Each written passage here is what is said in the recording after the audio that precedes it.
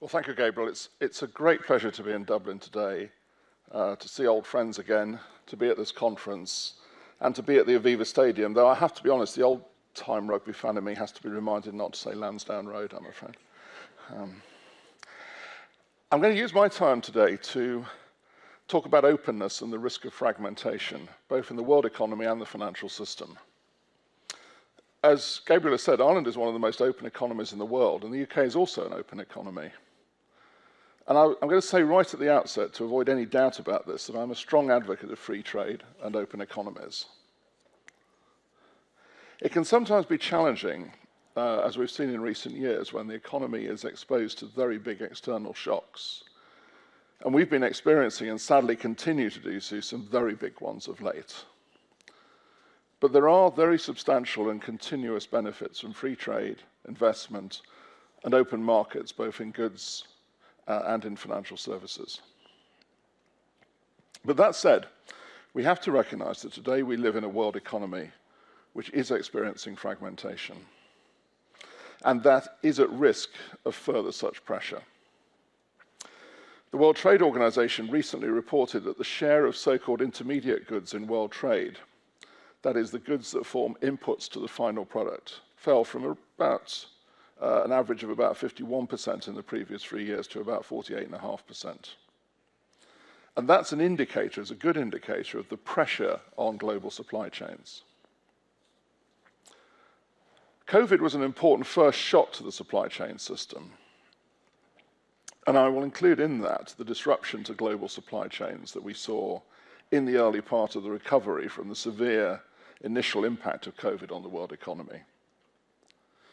What it means is that extended just-in-time supply chains have moved from being a perceived source of strength to a perceived vulnerability, hence that reduction in the share of intermediate goods in world trade. But that, of course, is not the end of the story on the fragmentation of the world economy.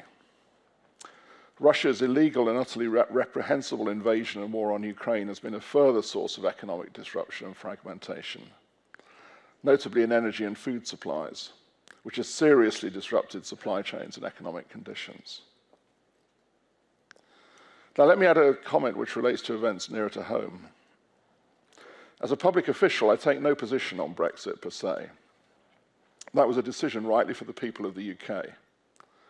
It has led to a reduction in the openness of the UK economy, though over time, new trading relationships around the world should, and I expect will, be established. But to do that, of course, requires a commitment to openness and free trade.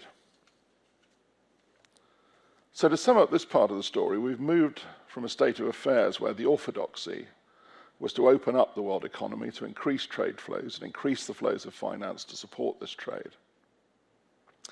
And in doing so, yes, there was an increase in interlinkages and dependencies around the world economy. And some of those interlinkages turned out to be less resilient than we had expected.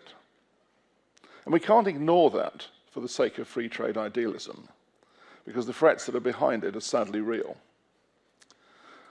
But nor, I would say, should we give up on openness. Diversifying supply chains to increase resilience does not need to involve protectionism. And I want to end this part of my remarks on a note of optimism.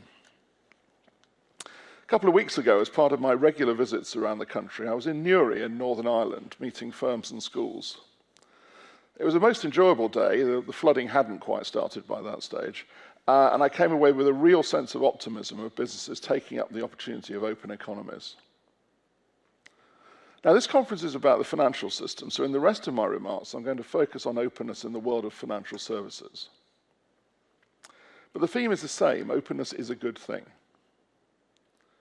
But in the world of regulated industries, we have to set out carefully what we mean by this and how it works. Just as reducing openness does the same thing to economic growth, so fragmentation damages financial markets.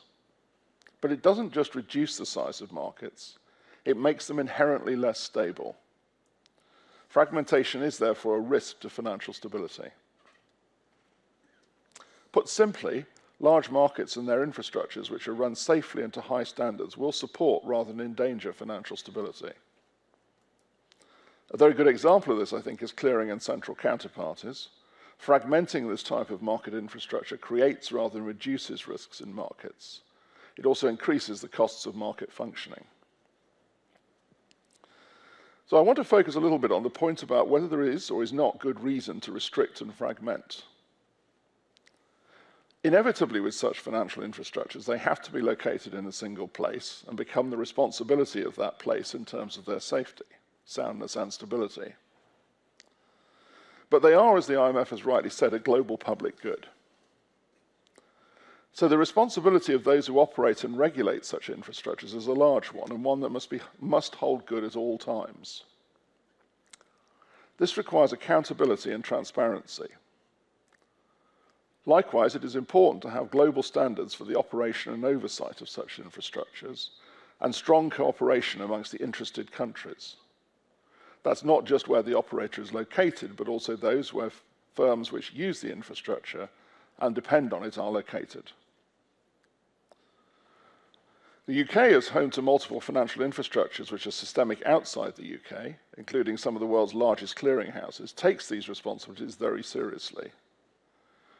And we have recently enshrined in law our commitment to consider the effects of UK standards on the financial stability of countries where our clearinghouses provide services.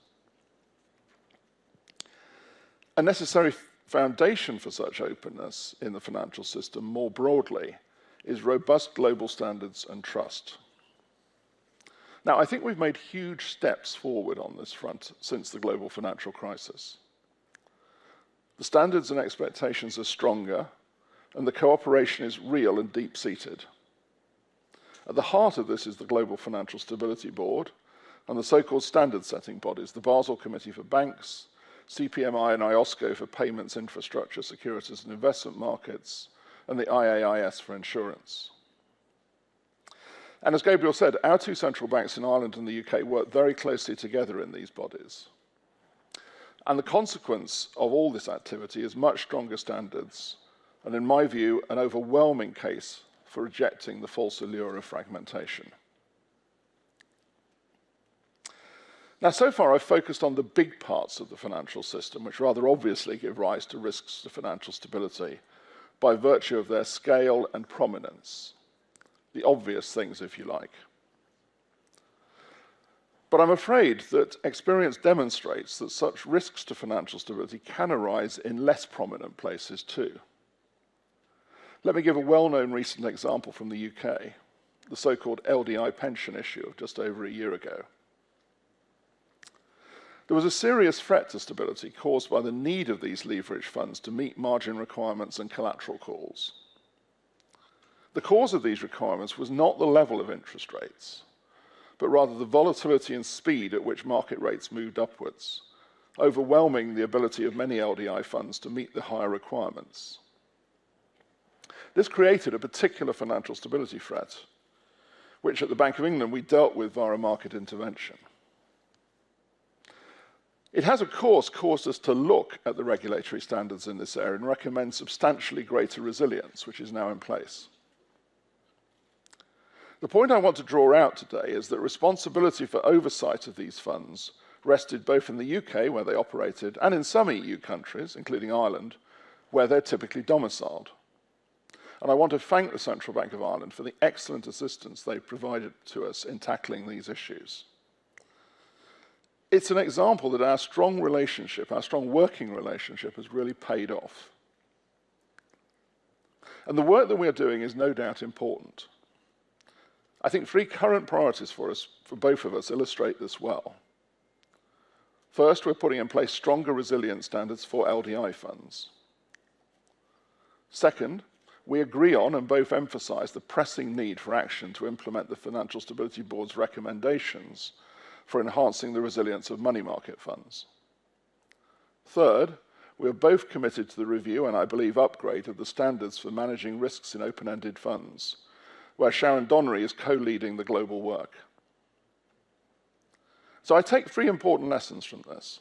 First, strong cooperation and coordination is a much better approach than fragmentation. There is no reason to be restrictive when a much better alternative exists.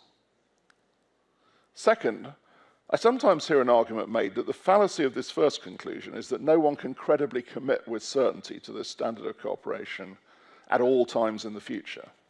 Well, I don't agree with that. Let's go back to the global public good of financial stability for a moment. The stakes are simply too high to throw away financial stability, and the global institutional structures now create the necessary commitment.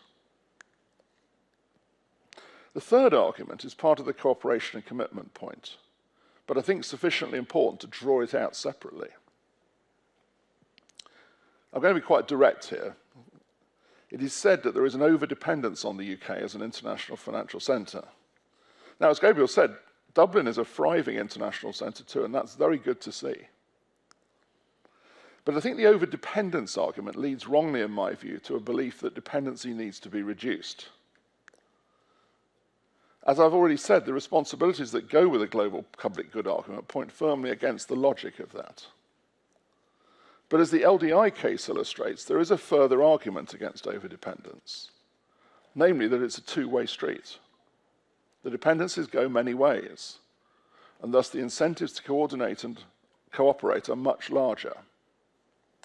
And in that world, fragmentation would be positively dangerous.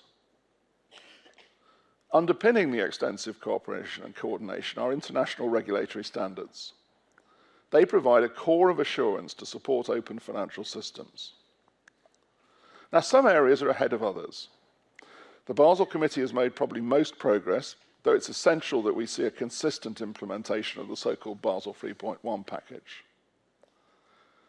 We have more to do in the various parts of the non-bank world, I think, and the Financial Stability Board is very much on this case. But it doesn't mean that in all jurisdictions the rules must be exactly the same. We're interested in the outcomes. There will be differences to fit local markets, and again, when that's done in a transparent and well-understood way, it's sensible and it's fine. All of that fits within a framework of public policy where the basic objective of financial stability is common, and there should be effective frameworks established through international regulatory standards underpinned by trust and cooperation. So to conclude, we must be alert to the pressure for fragmentation, both in the global economy and in the financial system. The costs that go with such fragmentation are real and undesirable. The better approach is strong articulation of a common public policy objective in terms of financial stability, accompanied by effective coordination and cooperation. And these are not impossible ideals. We have very real evidence of the system working. Thank you.